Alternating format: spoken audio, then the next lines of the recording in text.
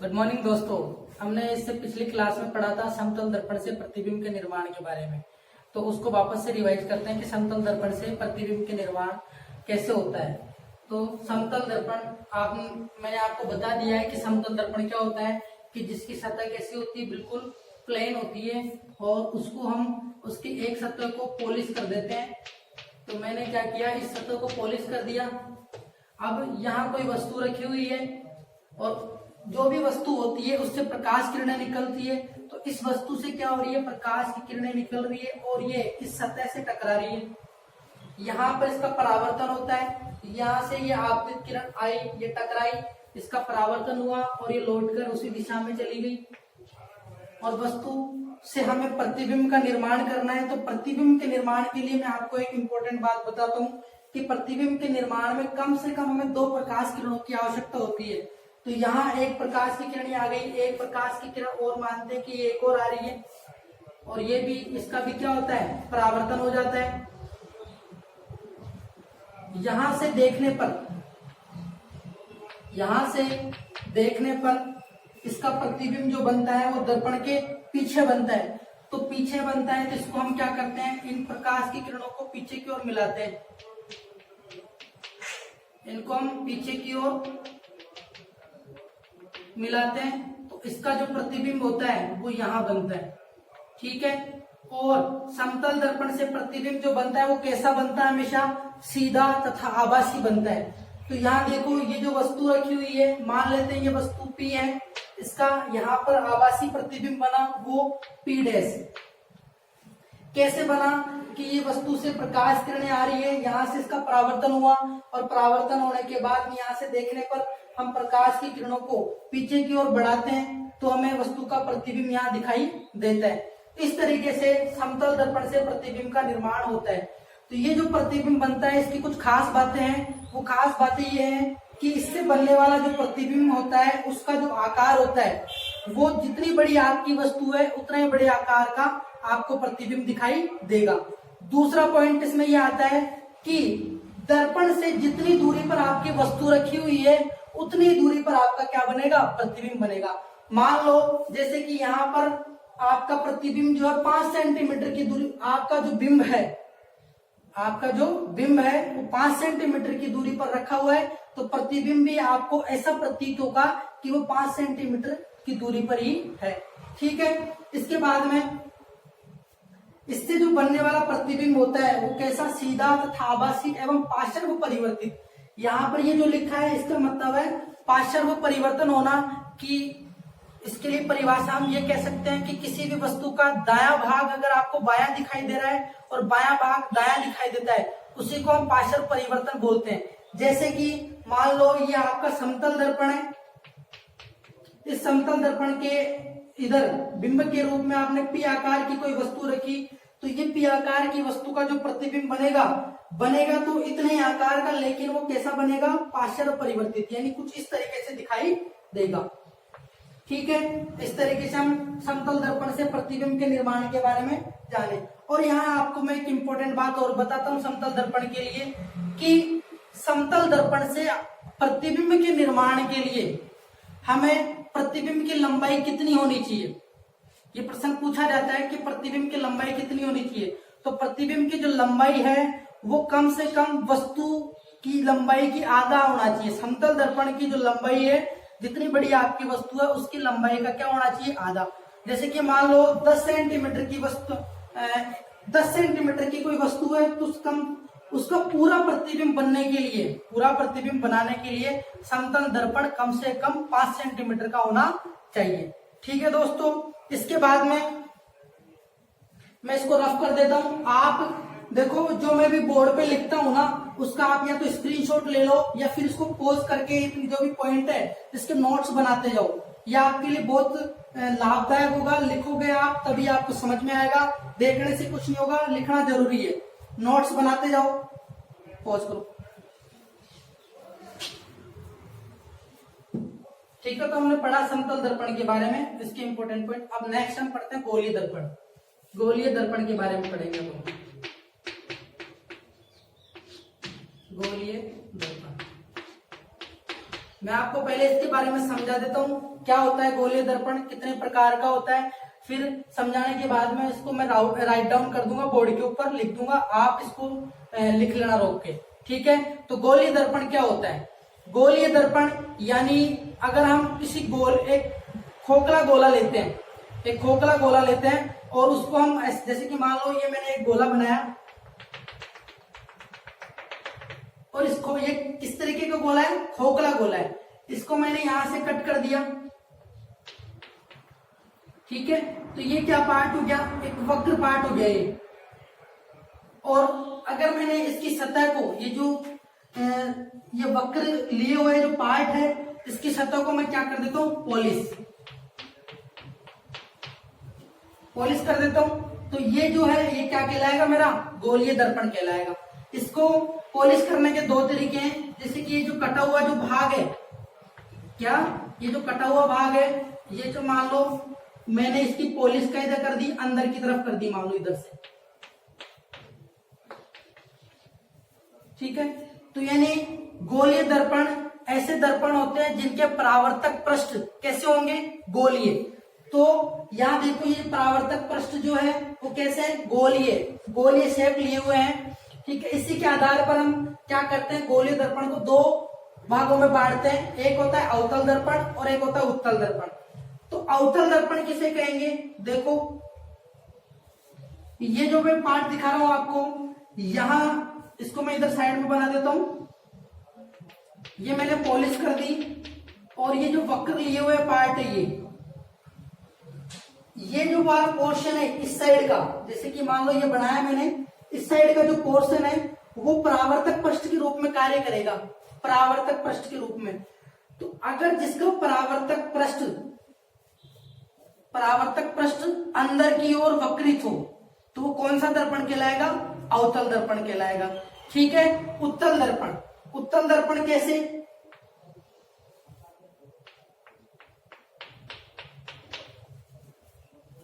जिस गोलीय दर्पण का जो परावर्तक पृष्ठ है वो बाहर की ओर होता है, उभरा हुआ जो पार्ट है इसका, जैसे कि ये इस तरीके से ये जो उभरा हुआ पार्ट है ये परावर्तक पृष्ठ के रूप में कार्य कर रहा है, तो ऐसे दर्पण को हम कौन सा दर्पण बोलेंगे? उत्तल दर्पण। तो ये तो हो जाएगा आपका अवतल दर्पण और ये जो हो जाएगा ये किसको क्या कहेंगे हम?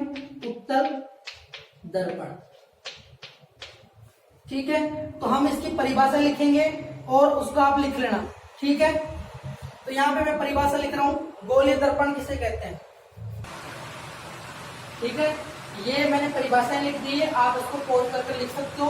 ठीक, देखो यहाँ पे मैंने गोलीय दर्पण के लिए जो परिभाषा बताई थी वो ये है कि ऐसे दर्पण जिनके परावर्तक पृष्ठ गोलीय होते हैं, जिनके परावर्तक पृष्ठ कैसे होते हैं? गोलीय होते हैं। और हम गोलीय दर्पण को, जैसे कि मैंने गोलीय दर्पण के लिए बोला है ना, ये चित्र जो बना है, तो हम गोलीय दर्पण को एक खोखला गोला बोल सकते हैं। अगर आपने प्लास्टिक की बॉल देखी हो, अगर उस प्लास्टिक की बॉल को अगर हम इस तरीके से काटे तो उसका कुछ शेप इधर ऐसे लिए हुए आता है, तो अगर हम इसकी इस वाली सतह को पॉलिश कर देते हैं तो वो हमारा अवतल दर्पण कहलाएगा। और अगर अंदर वाली सतह को पॉलिश कर देंगे और ये उभरा हुआ भाग परावर्तक पृष्ठ का कार्य करेगा तो वो उत्तल दर्पण कहलाएगा। ठीक है, इसी तरीके से देखो यहाँ पे मैंने बताया आपको कि ये गोले का कटा हुआ भाग मान सकते हैं हम इसको, ये कटा हुआ भाग है और इसकी जो बाहर की जो सतह है इसको मैंने पॉलिश कर दिया। हमने क्या कर दिया? इसको पॉलिश कर दिया। और ये अंदर वाली जो सतह है, ये अंदर की तरफ जो वक्र लिए हुए है, ये परावर्तक पृष्ठ के रूप में कार्य कर रहा है। अब यहाँ परावर्तक पृष्ठ क्यों होता है? इसका मतलब ये है कि प्रकाश किरणें जो आएगी वो टकराकर यहाँ से इसका परावर्तन होगा, यानी जो भी प्रकाश किरणें आएगी इस पृष्ठ से टकराकर क्या होगा? उसका परावर्तन होगा। इसी तरीके से उत्तल दर्पण में देखो आप, उभरा हुआ भाग जो है, ये जो उभरा हुआ भाग है ये किसका काम कर रहा है? परावर्तक पृष्ठ का काम कर रहा है। और ये पॉलिश सतह, यहां से जो प्रकाश किरणें आएगी वो यहाँ पे परावर्तन का नियम का पालन करेगी। इस तरीके से हम अवतल दर्पण और उत्तल दर्पण की परिभाषा दे सकते हैं। और यहाँ मैंने आपके लिए लिखा है कि इसे अवतल दर्पण को हम अभिसारी दर्पण भी कहते हैं। अब ये अभिसारी दर्पण क्या होता है? ठीक है, और उत्तल दर्पण को क्या कहते हैं? अपसारी दर्पण भी कहते हैं। इसको समझेंगे कि अभिसारी क्यों बोला और अपसारी क्यों बोला। ठीक है,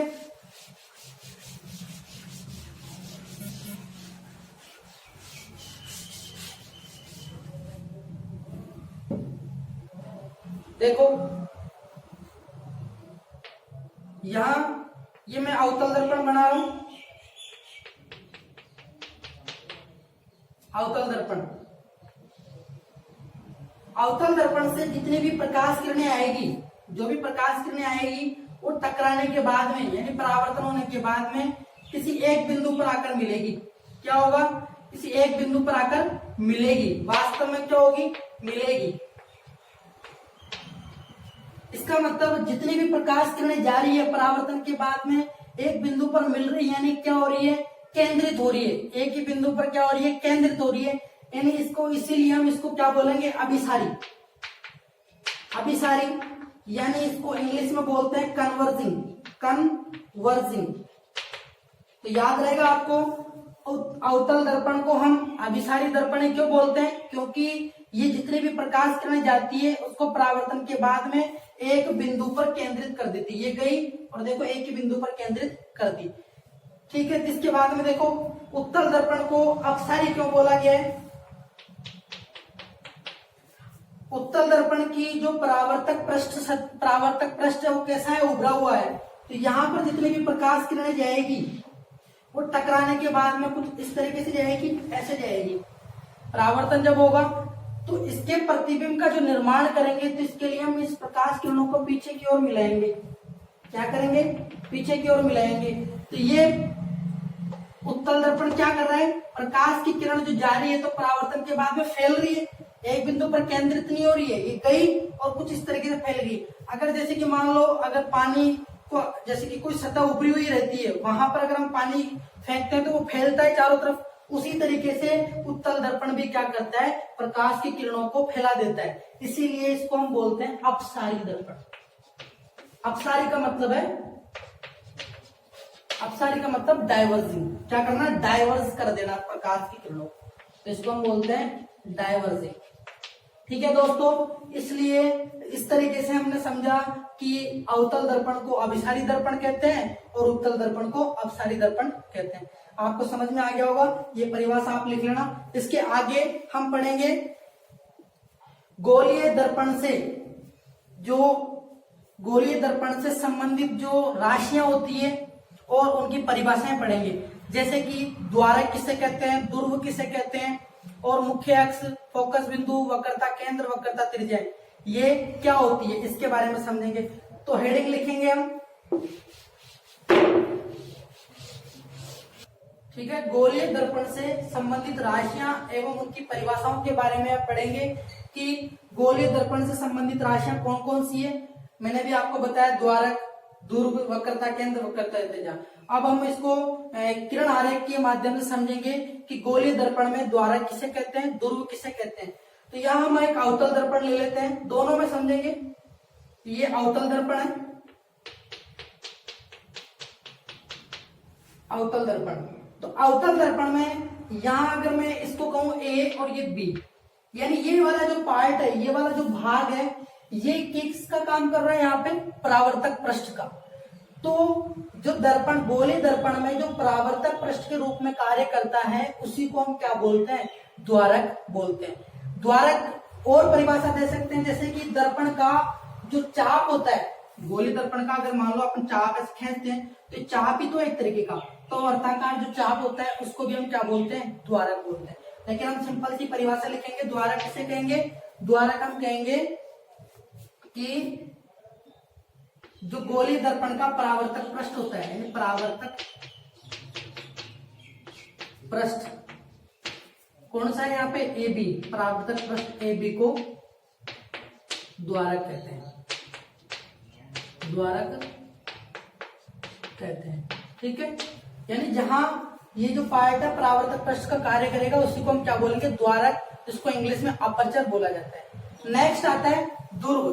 ध्रुव किसे कहते हैं? ध्रुव ये जो परावर्तक पृष्ठ है इसका जो मध्य बिंदु है, मध्य बिंदु, इस मध्य बिंदु को हम ध्रुव बोलेंगे। ध्रुव इसको बोलेंगे, ये मध्य बिंदु जो है उसको हम ध्रुव बोलेंगे और इसे किससे व्यक्त करेंगे? पी से, पी से व्यक्त करेंगे इसको। ठीक है, तो परिभाषा लिखेंगे, परावर्तक पृष्ठ का मध्य बिंदु क्या कहलाता है? ध्रुव। परावर्तक पृष्ठ का मध्य बिंदु, कौन सा मध्य बिंदु क्या कहलाएगा, ध्रुव। परावर्तक पृष्ठ का मध्य बिंदु ध्रुव कहलाता है, ध्रुव कहलाता है। और इसे किससे व्यक्त करते हैं, P से, इसे P से व्यक्त करते हैं। नेक्स्ट आता है वक्रता केंद्र यानी सेंटर ऑफ कर्वेचर। हमने जब गोलीय दर्पण की परिभाषा पढ़ी थी तो हमने कहा था कि गोलीय दर्पण को हम एक खोखले गोले का कटा हुआ भाग मान सकते हैं। तो मैंने माना कि ये जो वक्र लिए हुए पार्ट है ये किसी खोखले गोले का ही तो भाग है, तो ये पूरा गोला हो गया, खोखला गोला। तो इस गोले का कोई केंद्र होगा, तो इस गोले का मान लेते हैं केंद्र है, सेंटर है। इस सेंटर को हम सी से व्यक्त करेंगे। तो ये जो है केंद्र, इसी को हम क्या बोलेंगे, वक्रता केंद्र। यानी जो वक्र पार्ट है इसका केंद्र क्या कहलाएगा, वक्रता केंद्र।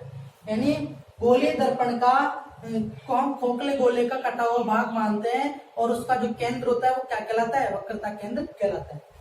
ठीक है, इसकी परिभाषा लिखेंगे हम।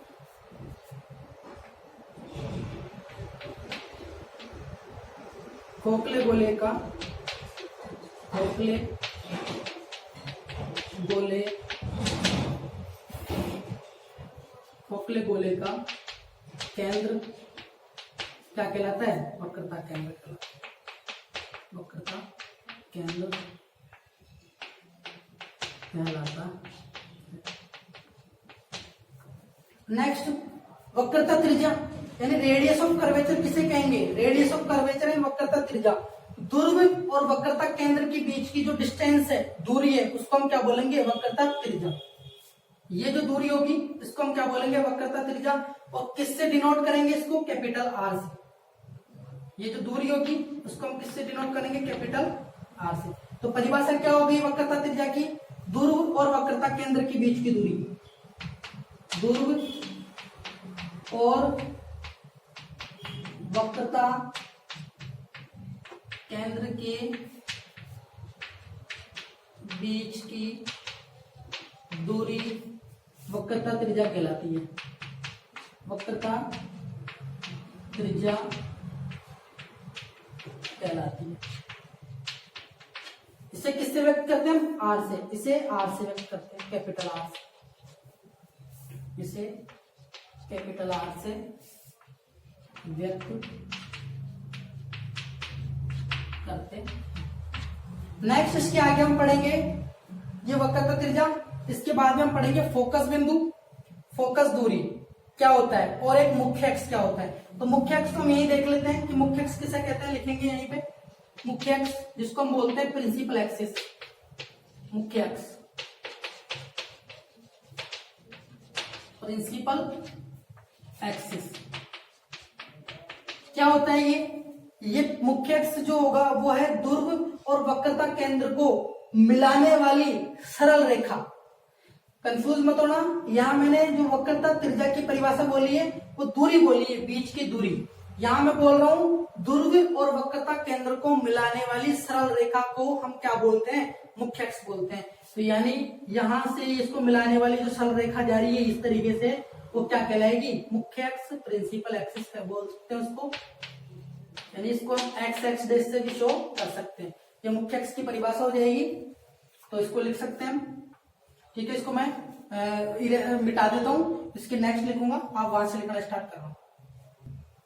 ठीक है, तो मुख्य अक्ष यानी प्रिंसिपल एक्सिस की परिभाषा हमने लिख दी है, ध्रुव तथा वक्रता केंद्र को मिलाने वाली सरल रेखा को हम क्या कहते हैं, मुख्य अक्ष कहते हैं। यहाँ पे देख लो, ध्रुव और वक्रता केंद्र को मिलाने वाली जो ये सरल रेखा आ रही है उसको हम क्या बोलते हैं, मुख्य अक्ष। नेक्स्ट इसके बाद में हम पढ़ेंगे फोकस बिंदु कहते किसको हैं। फोकस बिंदु को पढ़ने के लिए हम क्या करते हैं कि ये जो मुख्य अक्ष है इसके समानांतर प्रकाश किरणों को इस पृष्ठ से क्या करवाते हैं, परावर्तन करवाते हैं उसका।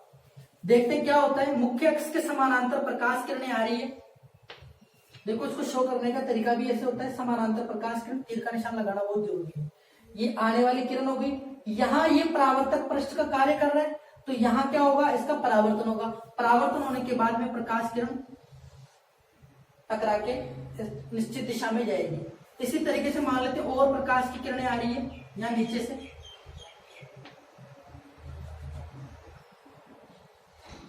टकराने के बाद में तो मुख्य अक्ष के समानांतर जो प्रकाश किरणें आती है वो परावर्तन के बाद में जिस बिंदु पर जाकर मिलती है, जिस बिंदु पर जाकर मिलती है उससे हम क्या बोलते हैं, फोकस बिंदु, जिसको हम कैपिटल एफ से डिनोट करते हैं। ये तो अवतल दर्पण में मिलती है वास्तव में, लेकिन उत्तल दर्पण में क्या होता है, उत्तल दर्पण में ये मिलती हुई प्रतीत होती है, उसको भी हम किरण चित्र से समझेंगे कैसे। ये मैंने उत्तल दर्पण बना दिया है और अभी मैंने आपको बताया था कि ये परावर्तक पृष्ठ है और इसका मध्य बिंदु क्या है, ध्रुव है। और ध्रुव, अब बताइए इसका वक्रता केंद्र किधर होगा, इसका वक्रता केंद्र इधर होगा या इधर होगा, इसका वक्रता केंद्र जो होगा वो इधर होगा। क्यों, क्योंकि खोखला गोला इधर बन रहा है ना इसका, तो वक्रता केंद्र भी किधर होगा, इधर। तो मान लेते हैं इसका वक्रता केंद्र क्या है, यहाँ। तो इसको मिलाने वाली सरल रेखा क्या होगी, मुख्य अक्ष। लेकिन वस्तु को हमेशा परावर्तक पृष्ठ की तरफ रखा जाता है। ये ध्यान देने योग्य बात है कि वस्तु को हमेशा किस तरफ रखा जाएगा, जिधर परावर्तक पृष्ठ है। तो यहाँ जो वस्तु रखी गई है वो वस्तु मान लेते हैं इधर रखी हुई है, उससे जो प्रकाश किरणें आ रही है वो समानांतर आ रही है, ये समानांतर प्रकाश किरणें आ रही है। यहाँ इसका परावर्तन हो रहा है और हमने उत्तल दर्पण को कौन सा दर्पण बोला था, अपसारी दर्पण। अपसारी दर्पण का मतलब प्रकाश की किरण टकराकर फैलेगी। तो ये प्रकाश की किरण यहाँ से परावर्तन हुआ तो इस तरीके से फैल गई है, ठीक है, और ये इस तरीके से। लेकिन प्रतिबिंब निर्माण के लिए वास्तव में वो क्या, यानी किरण क्या होती है कि प्रतिच्छेद करनी होनी चाहिए। तो इस प्रकाश की किरणों को हम पीछे की ओर मिलाते हैं, तो यहां जाकर ये जो प्रकाश की किरणें, परावर्तित किरणें, वो यहां जाकर हमें मिलती हुई प्रतीत होती है। तो इस बिंदु को हम कौन सा बिंदु बोलते हैं, फोकस बिंदु बोलते हैं। तो समझ में आया होगा कि उत्तल दर्पण में जो फोकस बिंदु है वो दर्पण के पीछे की तरफ होता है और अवतल दर्पण में फोकस बिंदु परावर्तक पृष्ठ के सामने की ओर होता है। तो परिभाषा क्या हो गई, परिभाषा लिखेंगे कि मुख्य अक्ष के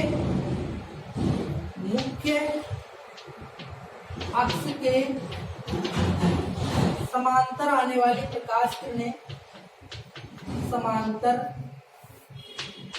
आने वाली प्रकाश किरणें, इसके बाद परावर्तन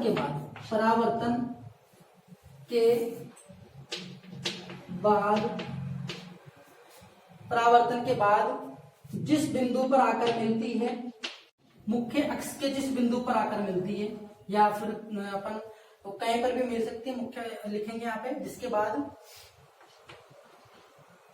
जिस बिंदु पर आकर मिलती है या मिलती हुई प्रतीत होती है, या ये घटना किसमें होती है, उत्तल दर्पण में, या मिलती हुई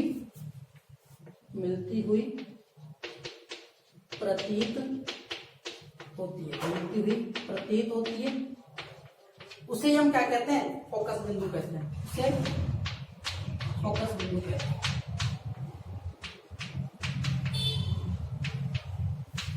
फोकस बिंदु कहते हैं और इसे कैपिटल एफ से प्रदर्शित करते हैं, कैपिटल एफ से प्रदर्शित करते हैं। इसके बाद में एक बार मैं इस परिभाषा को वापस से रिपीट करता हूँ। देखो यहाँ पे मुख्य अक्ष के समानांतर प्रकाश किरणें परावर्तन के बाद में जिस बिंदु पर मिलती है या फिर मिलती हुई प्रतीत होती है, उस बिंदु को हम क्या बोलते हैं, फोकस बिंदु बोलते हैं। इसके बाद में आता है नेक्स्ट संबंधित राशि आती है फोकस दूरी। फोकस दूरी किसे कहेंगे, फोकस दूरी क्या होगी, ध्रुव और जो अपना फोकस बिंदु है इसके बीच की जो दूरी है वो क्या कहलाएगी, फोकस दूरी कहलाएगी। ध्रुव और फोकस बिंदु के बीच की दूरी फोकस दूरी कहलाती है और इसे हम स्मॉल एफ से व्यक्त करते हैं। इसे हम किससे व्यक्त करेंगे, स्मॉल एफ से। तो परिभाषा लिख लेंगे हम इसकी कि ध्रुव और फोकस बिंदु के बीच की दूरी, ध्रुव और फोकस बिंदु के बीच की दूरी क्या कहलाती है? फोकस दूरी कहलाती है। और इसे किससे व्यक्त करते हैं? स्मॉल एफ से व्यक्त करते हैं।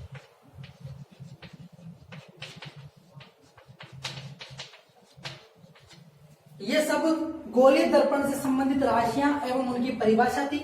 ठीक है, अब इसके नेक्स्ट हम चिन्ह परिपाटी पढ़ेंगे जो गोलीय दर्पण में परावर्तन और अपवर्तन के नियमों का पालन करने में काम आती है। इसके बाद में हम गोलीय दर्पण समीकरण पढ़ेंगे जिसमें फोकस दूरी और वक्रता त्रिज्या में संबंध, और नेक्स्ट उसके आगे दर्पण समीकरण पढ़ेंगे। ठीक है, आज के लिए इतना ही, मिलते हैं अगली क्लास में, तब तक के लिए धन्यवाद।